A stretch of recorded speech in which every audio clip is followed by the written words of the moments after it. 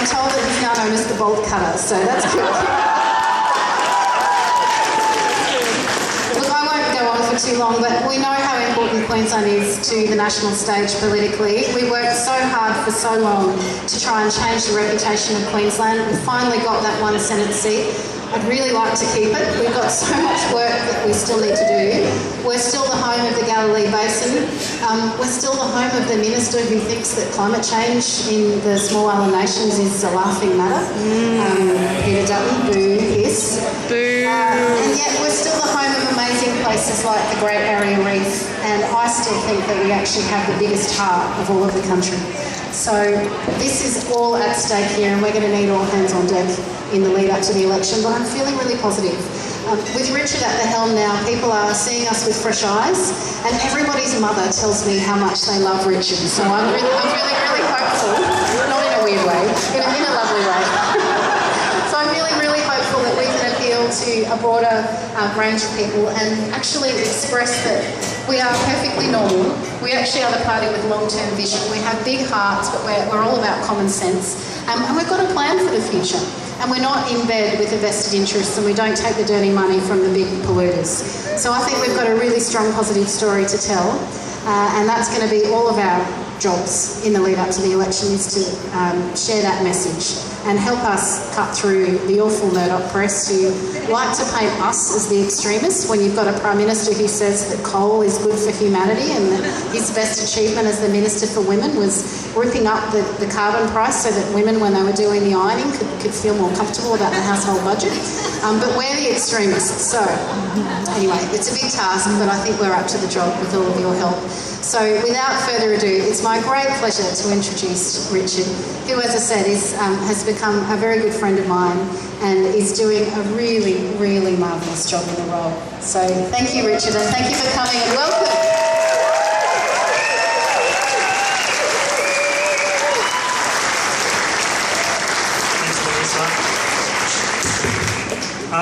The first thing I've got to say is we have to get Larissa Waters re-elected.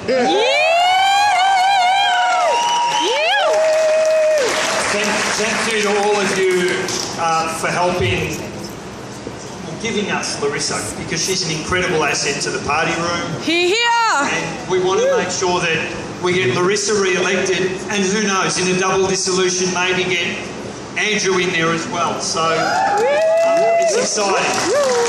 So firstly, let me acknowledge that we are on the land of the Turrbal and Yagara people. I want to pay my respects to their elders past and present. Also to Penny, Kitty and all of the people who made tonight happen. Thank you for organising it. Thank you for inviting me, and thank you to all of you for making me feel so incredibly welcome here tonight. This is really an opportunity as part of a national tour just to meet people, to tell you a little bit about my journey into the Greens, and to tell you about how together we are on track, I think, to change the nature of Australian politics, because I really genuinely believe, when I took on the leadership, I said that we are the home of the progressive mainstream Australian voter. I believe that. If you ever want to know who is extreme, who's on the fringes, who's radical, look at what Peter Dutton did to us only yesterday. Look at what this Prime Minister's doing in committing us to dropping bombs on Syria rather than looking to a settlement to that problem that requires brains rather than brawn.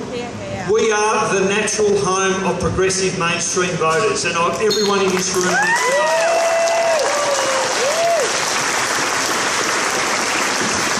So I don't come at this job from a traditional Greens leader background, and I can say there's a tradition now because I'm the third leader of the Australian Greens. I think 3 makes it a tradition. Bob and Christine, who are both heroes of mine, took a different path to the leadership. Most of you will know that I've got a medical background. I spent some time doing some Aboriginal health work, and it was there that I thought, you know what, if you want to keep people healthy, then you need more than just Band-Aids. You need to look at issues like what sort of education are people getting? What are the housing conditions that people are living in like? What are the employment opportunities? They're the things that really lead to good health. And that was when I decided, you know what, if I want to change those things, ditch the stethoscope and get involved in politics. And for me, the only obvious place was the Greens. It was the only obvious place. I remember picking up a book written by another doctor called Bob Brown and reading it and thinking, you know what, I'm going to go and get involved with this party. And at the time I thought I'll be handing out a few how-to-vote cards, maybe stuffing some envelopes. I joined about 15 years ago, and at that time when you joined, if you drove past the office, you were standing as a candidate, pretty much. And so I stood for a number of elections, and I almost got elected at one election, and I thought, well, this is serious, so I have to decide now if I actually want to be a politician. And here I am. And I've got to say, not for a second, even when I lost my, I think it was 7th election on the trot, so take heart, everybody. Not for a moment did I regret it, and particularly now, because there is a yearning for something different in Australian politics right now. There's a desperation, and I think an anger towards both a government that's stuck in the past, it's got no vision about what this century looks like, and here in Queensland, you're living that. You are living it right now with this commitment to put public money into infrastructure to support an industry that's on the way out. This is an industry, when it comes to coal, that is on the way out. Yeah. And the government... And so we've got all of this public money being invested to support an industry that is in structural decline. You've got India who are saying, we don't actually want your coal in a few years. China, Japan, the market is softening, and it's an industry that is in structural decline. And so when the government faced with that, rather than acknowledge that reality, what does it do? It sets up a scapegoat, and it says, it's you greenies, it's you environmental vandals who are holding these projects up. That's why we need to change the law to facilitate these projects, when the reality is the economics of coal are defeating it, not environmental protection, not people in Victoria or New South Wales who care about the Great Barrier Reef and want to see it protected, not those millions of people right across the country who say, no, it's not okay to wipe out those animals that have taken millions of years to evolve on this planet. It is not okay to be a nation with one of the world's worst records when it comes to the extinction of our native flora and fauna. That is not okay. And so the government does what it always does. It sets up a scapegoat, and that's what it's tried to do with the change to our environmental laws. But what it's doing is it's hiding this fact, and that is that they don't have a plan for what the economy looks like. In fact, they want to take us backwards. They joined with Labor to slash the renewable energy target. Imagine that. Here we have the industries of this century in renewable energy. We get a government, and joined by the Labor Party, to slash the renewable energy target, which means that people right around the country who have potential job opportunities in those industries, gone. I was at a place called Keppel Prince, which is in a rural town in Victoria. High youth unemployment. It was a plant that made the big towers that supported the turbines, that are most of which are imported from overseas. And I had a tour with the CEO, and this was before the decision was made to slash the renewable energy target. And he said to me, if the government makes this decision, that family over there, who only a few months ago were unemployed, a dad, son, and his brother, unemployed for years, now skilled in precision welding in an industry that is an industry that will grow. He said to me, if they slash the renewable energy target, I'm going to have to let them go. And in that plant there were people who only weeks ago were stacking shelves at Woolies and Coles, who were now seeing a future. And what do we see? We see a government ripping that away from people. Ripping it away because they've got no vision or plan for what a 21st century economy looks like. except to stick with the past. And we are the future. We are the future when it comes to jobs in renewable energy, when it comes to jobs in information technology, in research and innovation, investing in science rather than slashing it. Why on earth would you cut funding to an organisation like the CSIRO or research and development funding? Why would you do that?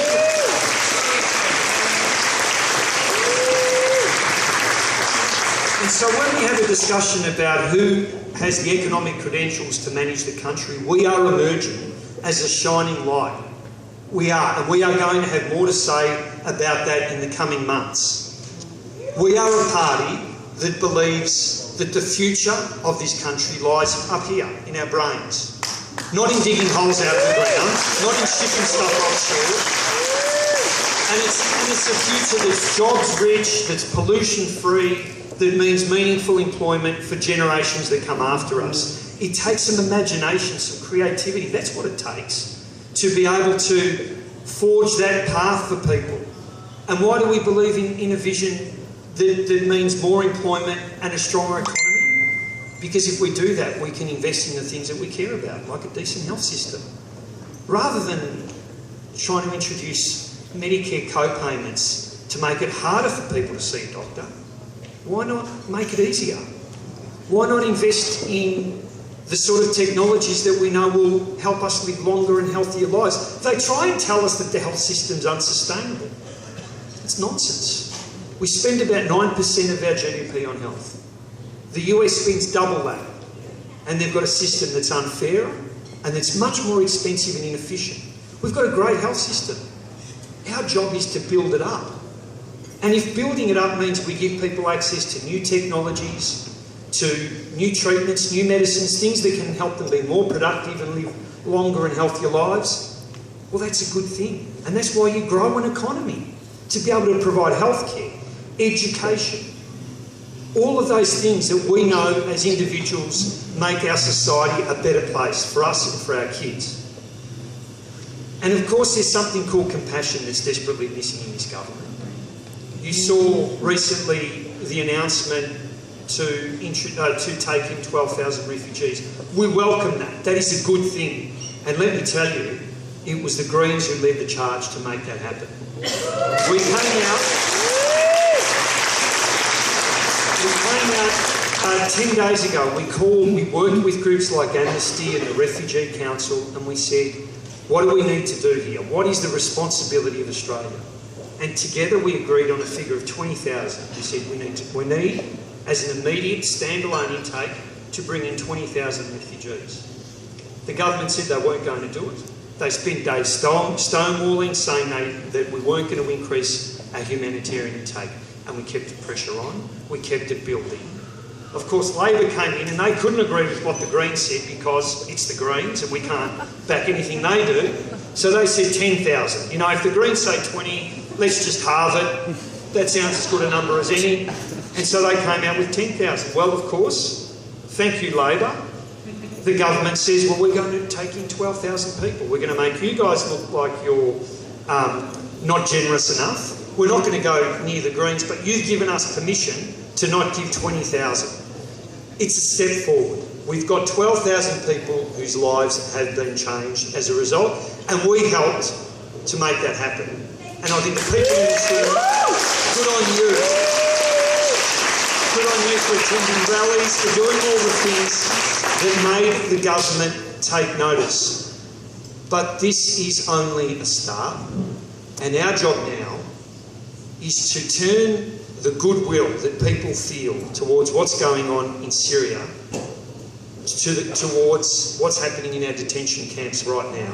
That's the challenge. Yeah. Because the only difference between a Syrian refugee fleeing Syria now, who might be in Europe or a neighbouring country, and a Syrian refugee who's in Nauru or Manus is razor wire. That's the only difference.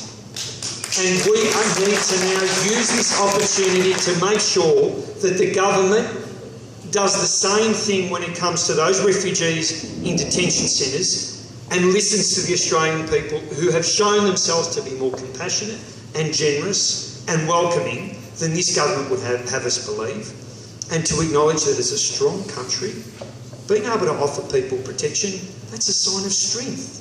That's a good thing. It says that we are mature and confident in ourselves, that we can look after people. We should be proud of that. And so now that is the big challenge, to take the goodwill that has been built to work towards a genuine change when it comes to what we do with refugees and asylum seekers in those detention camps offshore. And I'm optimistic about the future. I'm optimistic that we'll change that, and we'll start changing the direction of our country, because our vote's growing, our support is growing, the feedback has been incredible. When I joined the party 15 years ago, we had one local councillor in my home state of Victoria. We had one federal member of parliament. And in a short space of time, we've now got 11 of us in the federal parliament. We've made a breakthrough into the lower house. We've got people elected in state parliaments right across the country. And that momentum is growing. When you look at our vote amongst young people, we've got huge support. We are matching it with the major parties. If you look at people under 30, we are outpolling the Liberal Party.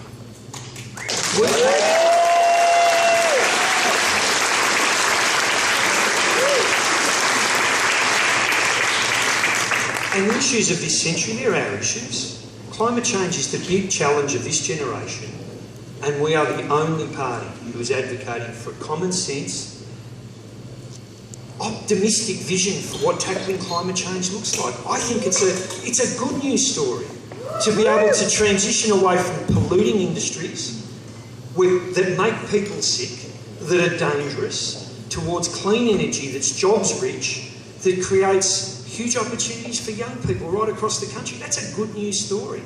So let's embrace it. Let's demonstrate to the Australian community that they can trust us, that we are the party that will tackle climate change, that will make the country a more caring, more decent, more compassionate nation when it comes to tackling the issue of refugees and asylum seekers, when it comes to providing healthcare, when it comes to making sure that everybody gets a decent education. That's a wonderful, mainstream, progressive vision for the nation. We own it. It's ours. And we will spend every waking minute making sure that we lay it out there for the Australian community, and I am confident that we will be rewarded by ensuring that we get a voice in the Parliament to change the direction of the country. So thank you so much for coming. Let's make it happen.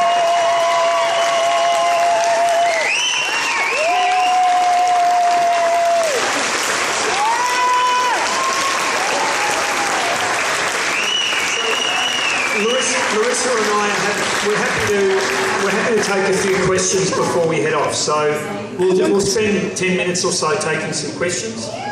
Anything from, how are we going to fix climate change to what's Bronwyn Bishop really like? Any of that stuff?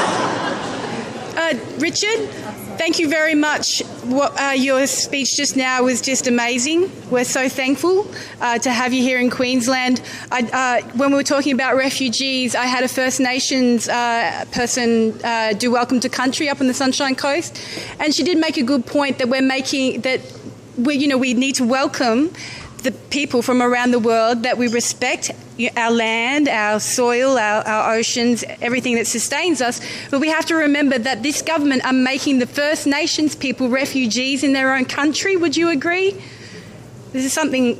Yeah. Yeah. You remember Tony Abbott said when he was elected that he'd be Prime Minister for Indigenous people? Remember that? Well, I mean, you look at what they've done on that issue. Continue on with the intervention, which is, what the intervention does is it takes power away from communities and it imposes a solution that nobody wants, that's not going to bring us closer to addressing the huge gap that exists between Indigenous people and non-Indigenous people. And don't for a moment kid yourself.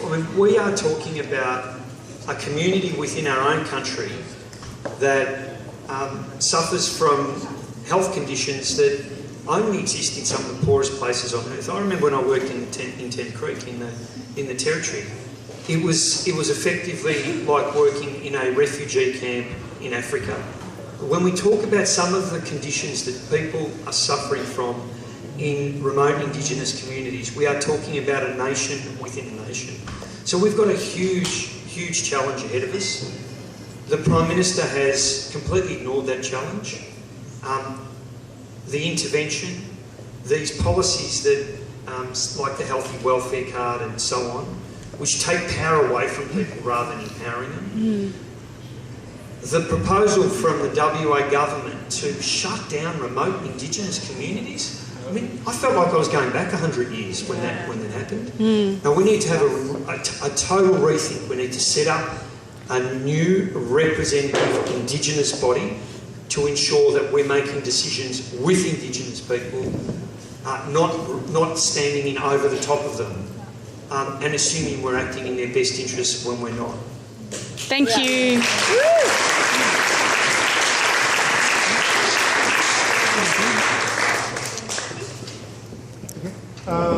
Hello, Richard. It's wonderful to see you, and I'm sure you'll be coming back to Queensland again and again.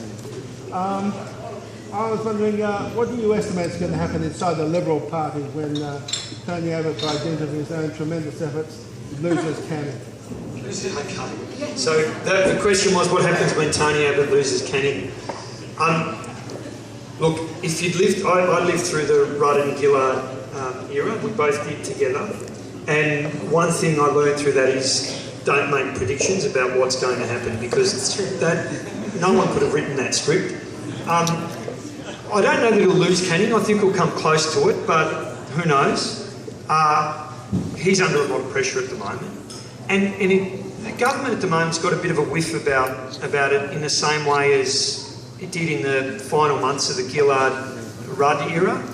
All of the decisions that are coming out of the Abbott government are not made in the national interest. They're made by a Prime Minister who's trying to work out who he's got to keep happy inside his own backbench.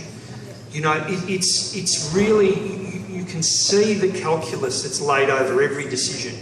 And they are decisions made with the Prime Minister's only intention, which is to keep his job. And you know, when a Prime Minister starts doing that, the show's over. So I suspect, regardless of what happens in Canning, his leadership's in trouble. Is it terminal? Or possibly. They know that Malcolm Turnbull represents the best opportunity for them to hold on to government.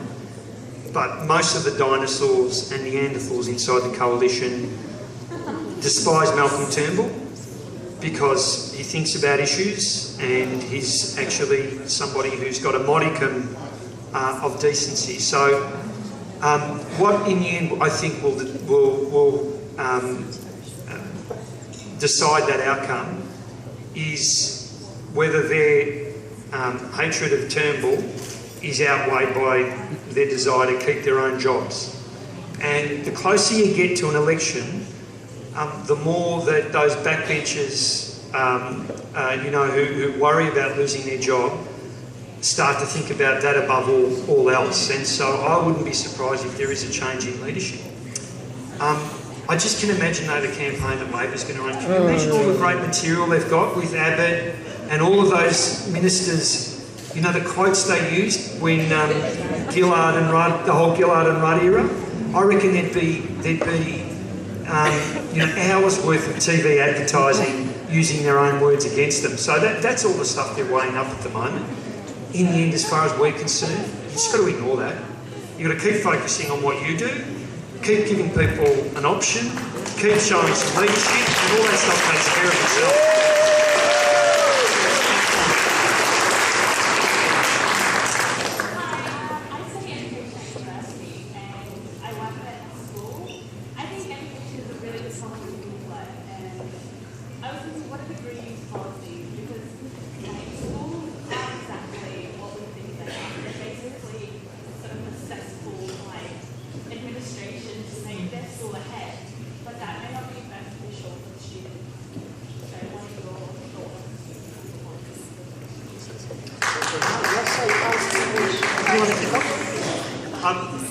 So the question was about education and what are our views on education. The first thing is we had this great thing called Gonski, which For the first time, I'm not sure how raw the issue of public versus private education here is in Queensland, but it's certainly in Victoria, my home state, it's a big issue. Raw enough. Raw enough. Well, what you had with the Gonski reform model was it sort of made its way through the middle of that by saying, forget public and private, we're going to focus on the need of the individual student. And when you do that, you realise that in fact what you're doing is resourcing our public education sector, because it's our public education sector that always comes off second best when it comes to funding for students. Government comes in, despite promising to back it, they've walked away from that model, and that is a tragedy. But I'm hopeful that if we see a change of government, that we'll be able to work with Labor in terms of getting the Gonski funding formula back on track. So we've got a needs-based model. That's critical. And in practice, what that means is a significant injection of funding into our public education system. The other thing, just to say quickly on the higher ed stuff, on universities, the higher ed changes, which effectively make it harder for people to get a university degree through deregulation, are not something we've supported, and I suspect that that issue is dead. The crossbench, thankfully, have indicated that they won't support it. And despite, I'll just finish by saying this, despite the government attributing its problems towards the Senate is the only thing that's kept this government going, because if some of this stuff, the Medicare co-payment, the changes to pensions, deregulation of the higher education sector, if that stuff had been passed and was current policy, forget being behind in the polls by 5%, these guys wouldn't be within a bull's roar of winning the next election. We have, in fact, been in a perverse way the best friend that they could have wanted by making sure that those policies weren't passed. So I have one of those questions, Good. So a few weeks ago, you did an AMA on Reddit, right? Yes. You had asked me anything, which was really cool, and your answers were really thorough and much better than saying what Obama offered on the same platform. So congratulations. High praise, yes, thank you. But the top comment and the top question on there was about GMOs and genetically modified foods, and there were a lot of young progressives on that side saying, we support you, we support your greens, but we support the greens, but we're not sure if your GMO policy supports evidence-based policies. So I was wondering if you'd be able to expand on what your policies there are. So for those people who didn't hear, it's about genetic modification, and it's a Q&A type forum online a few weeks ago. The first thing I'd say is I've done a few of those things, and the questions are coming at you at 1,000,000 miles an hour, and so you can't answer all of them. That's the first thing. But on the issue of on genetic modification, I'll tell you my view of it. I'm somebody who's trained in a scientific discipline. I don't have a philosophical objection to the genetic modification of foods or organisms. I don't have a philosophical objection to it. We've modified some bacteria in a way that allows us to make vaccines that are safe and effective. So I don't have a problem with that aspect of it. I have a problem with a couple of other areas around genetic modification. The first thing is, with the way the current patent system works, is you're handing control to a large multinational corporation that effectively controls the means of food production. Right? And I think that's really dangerous. So that's the first thing, is that question of patents and who controls the food that we eat, who controls the seed banks that produce the grains and cereals that we eat. The second thing is, despite all the promise about how helpful and effective genetic modification is, most of the stuff that's commercial, all that it's used for is to allow us to spray more herbicides and pesticides. So, if someone said to me, we've got evidence of, a particular strain of rice that means we need less water, and if there's good evidence for its safety, then I don't have a philosophical objection. But if you've got a company like Monsanto that is driving this and that produces a strain of canola that allows you to use more glyphosate or Roundup, well, I actually have a problem. I do have a problem with that, and that's where a lot of this is going. Is that it's allowing some of these companies like Monsanto to drive heavier use of herbicides and pesticides. Now, if that's what this holy grail of GMO means, then I'm actually not that big a fan of it. So until we get some concrete evidence for genetic modification of particular food products that we know is safe, there's still some question marks around some of it, but more importantly, that doesn't just drive the use of more herbicides and pesticides like glyphosate, which some questions have been asked about now in terms of safety. And there was a piece in one of the big public health journals around the potential link between Roundup and things like cancer, and there's a big question mark on it at the moment. Then I don't think we should be rushing ahead with it. So that's my view.